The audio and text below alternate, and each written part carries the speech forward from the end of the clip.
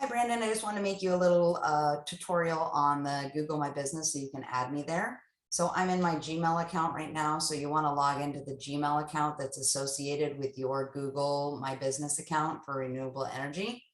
And once you're in your Gmail, you're going to come up here to the little dots. You're going to click on here. You're going to go to My Business profile.